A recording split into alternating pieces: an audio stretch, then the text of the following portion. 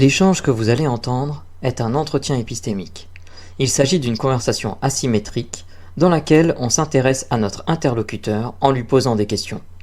Au travers de celle-ci, nous cherchons à comprendre les raisons qui motivent son avis.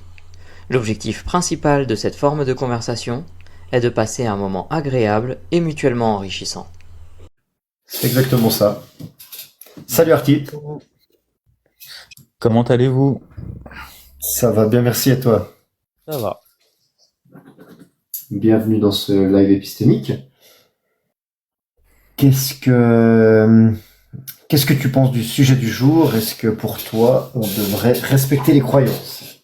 Alors, c'est un très bon sujet parce que c'est un sujet qui fait évoluer les consciences, donc ça peut être que bénéfique. Et votre manière de faire amène le respect, donc c'est génial. C'est beaucoup. Moi, je suis pour le respect de chaque croyance parce que qui nous sommes pour avoir la vérité absolue, concrètement. Moi, je suis pour le partage, l'ouverture. Donc, tant que j'ai quelqu'un d'ouvert devant moi, concrètement, j'aime discuter, donner des opinions, des points de vue, des choses comme ça. Donc, je trouve ça bien et j'aime discuter justement des divergences de points de vue. Et est-ce que tu penses que c'est bien de critiquer les croyances des autres ou pas du tout? Alors, c'est compliqué à dire critiquer parce qu'il y a la critique constructive.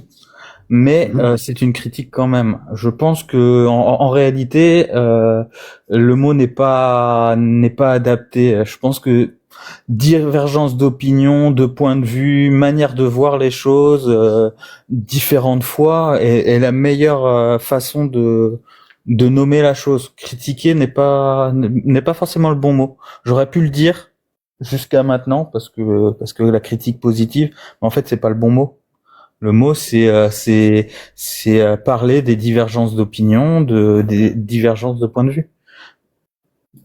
D'accord. Alors, ce que je ressens un petit peu, c'est que t'es pas contre le fait de gentiment dire à quelqu'un que peut-être sa croyance, il va pas dans le bon sens avec sa croyance, mais sans l'attaquer frontalement. Est-ce que c'est un peu ça? Parce que non.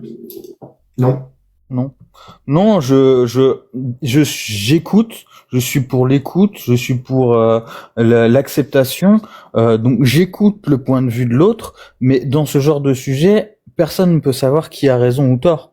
Donc moi je me placerai à l'égal de la personne par rapport à mon propre point de vue et je discuterai, voir qu'est-ce qui est par rapport aux argumentations qu'on a chacun, qu'est-ce qui me paraît juste ou non, ou qu'est-ce qui résonne en moi ou non, quoi, tout simplement. D'accord. Alors ce que j'en comprends, c'est que tu as de la peine à finalement critiquer les croyances des autres parce que toi-même tu n'es pas certain, et tu as bien raison d'avoir le doute, de pas être sûr de ce qu'on croit soi-même. Tu te sens pas légitime quelque part d'attaquer une croyance parce que peut-être que tu te trompes. Est-ce que je suis j'ai un peu mieux compris?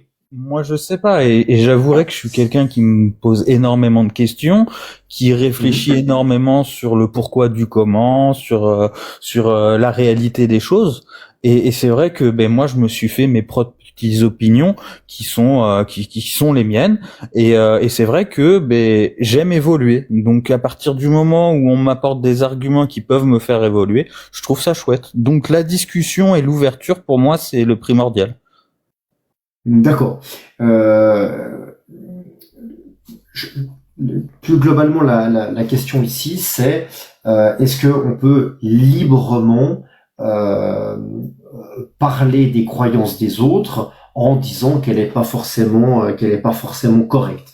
Donc là, ce que je comprends bien, c'est que toi, tu aimes avoir une comment il faut dire ça? Je vais pas dire une critique parce que tu aimes pas ce terme, mais disons avoir un avis peut-être des fois différent pour voir une autre perspective sur tes propres croyances. Là, la question c'est plus est-ce que on doit se censurer quand on veut parler d'une croyance de quelqu'un? Ben, je trouve ça dommage de se censurer. Là, je trouve que moi je suis pour l'ouverture et donc la censure, je trouve ça dommage.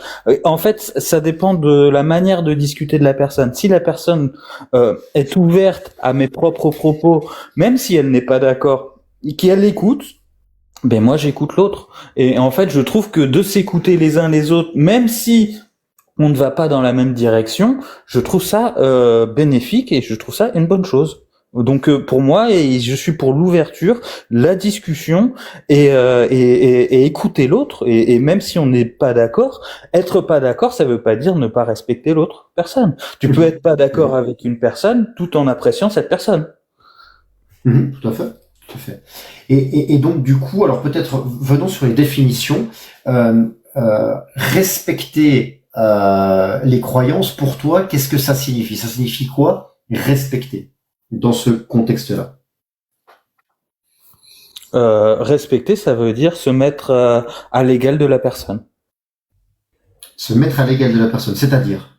Ben, ne pas dire que j'ai plus raison que l'autre sur des sujets qui ne sont pas encore tranchés et que personne ne peut trancher. Ok. Donc, je sens vraiment qu'il y a une question de recherche de la vérité dans l'idée finalement de critiquer une croyance. Est-ce que c'est juste ou pas du tout? Ben, c'est pas de la critique encore une fois, c'est de l'écoute et de l'ouverture. Ouais, je suis désolé, je reviens avec ce terme-là.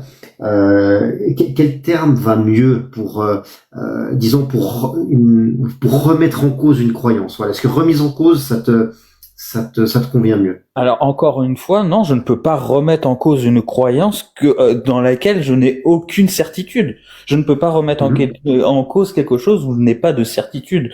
Donc je suis dans l'ouverture et l'écoute. Après, j'en fais mon propre avis et la personne en fait son propre avis. Et ça, c'est libre de chacun de faire ça s'appelle le libre arbitre. Donc, ce que tu dis, c'est que tant qu'on n'a pas une certitude, on ne peut pas remettre en cause une croyance de quelqu'un d'autre. Est-ce que c'est correct? Bah, c'est ça. D'accord. Sur quel sujet tu as des certitudes? Bah, tout ce qui est sujet science, par exemple, des choses qui sont prouvées, ça c'est quelque chose. Là où on a fait des découvertes, on a des certitudes. Le feu, ça brûle, l'eau, ça mouille. Ça, c'est des certitudes.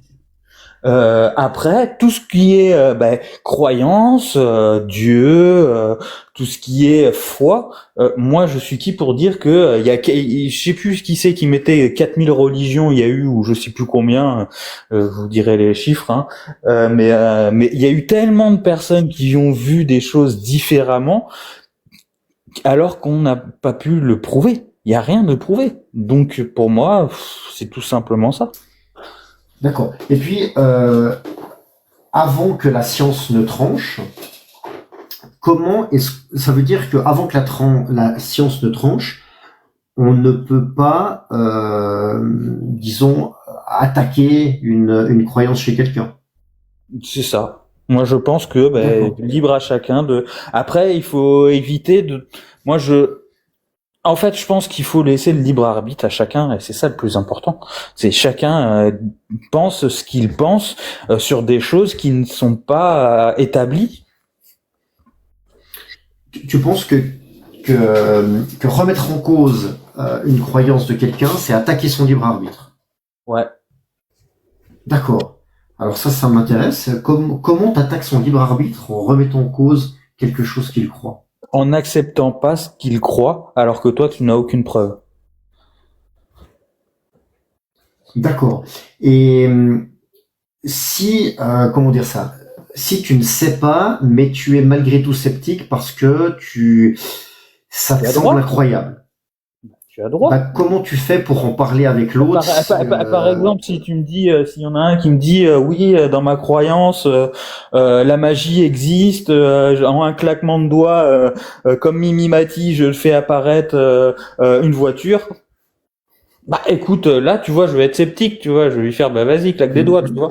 Mais voilà, tu vois, quand c'est impossible, des choses impossibles, je peux le remettre en question grâce à la science et au savoir. Voilà. Ça, c'est intéressant. Alors ça, c'est très intéressant. Imaginons que quelqu'un te dise ça, dise, moi, je crois qu'en claquant des doigts, je peux faire apparaître une voiture. Est-ce que tu peux attaquer cette croyance-là ou pas? Bah, juste dans le sens où, bah, vas-y, fais-le. Alors, est-ce que tu peux considérer ça comme une attaque? Alors, c'est à toi de me dire.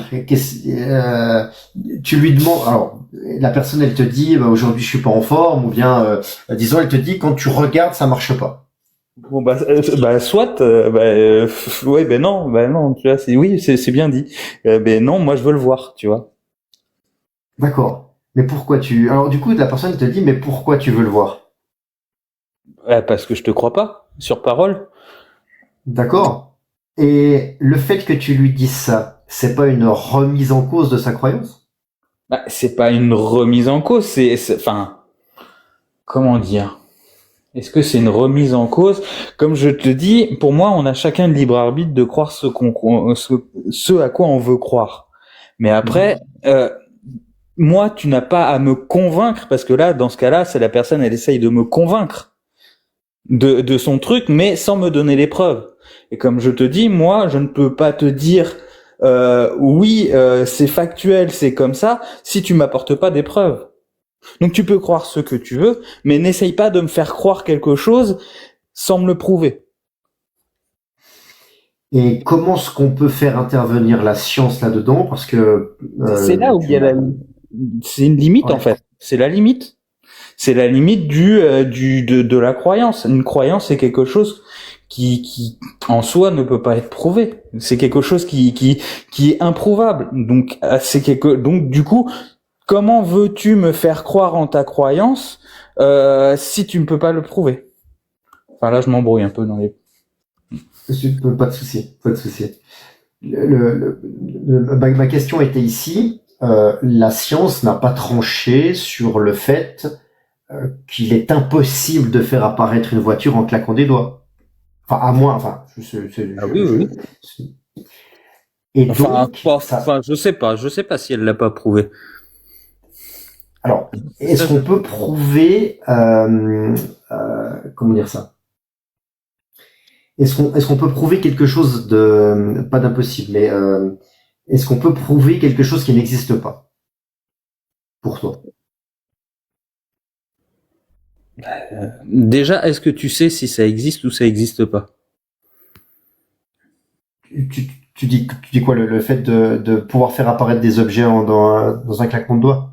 Ah bah alors ça, pour moi, la science le prouve que c'est pas possible. C'est factuel, c'est quelque chose enfin, en tout cas, ça n'a jamais été vu. Et c'est pour ça que les religions sont aussi remis en cause, parce que à l'époque on disait que il y en avait un qui a traversé l'eau avec ses doigts pour faire passer un peuple, il y en a un il a ressuscité, plein de trucs comme ça. Et maintenant qu'il y a la technologie, comme par hasard, il y a plus ce genre de choses. Donc c'est très difficile à croire, et donc du coup les gens s'en détournent un petit peu, parce que il y a des choses qui ont été dites qui ont été à mon avis plus romancées qu'autre chose, tu vois. Il y a dû avoir une sacrée marée basse, ou alors voilà. Je vais essayer de prendre un petit peu de recul avec ça. Et puis, enfin, tu vois, quand deux personnes discutent ensemble, les deux ont pas forcément le même niveau de connaissance de qu'est-ce qui a été prouvé, avec quelle preuve aussi. Hein, tu vois, ça peut être juste un préprint, comme ça peut être une méta-analyse. Et tout le monde n'a pas ce niveau de connaissance là. Et du coup, comment on peut justifier qu'est-ce qui est acceptable ou non de remettre en cause entre deux personnes? Parce qu'une qui aura des connaissances plus poussées que l'autre dans le cas saura finalement mieux les contours de ce qu'on peut critiquer ou non. Justement, c'est ça la limite. Et là, j'ai mieux la réponse.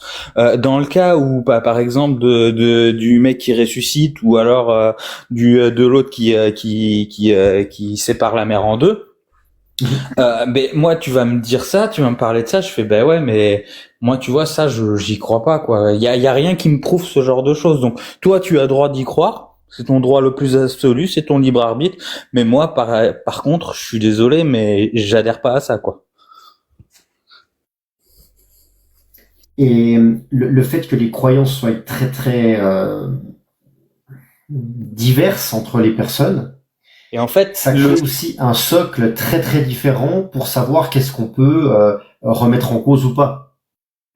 bah oui, et le fait de Comment dire tu places le curseur, du coup? rien que le fait de dire que moi je crois pas pour telle ou telle argumentation, ben du coup l'autre ça lui fait se poser des questions un petit peu aussi. Après, est-ce qu'il accepte la remise en question ou pas? C'est son propre avis, son propre libre arbitre, son propre choix.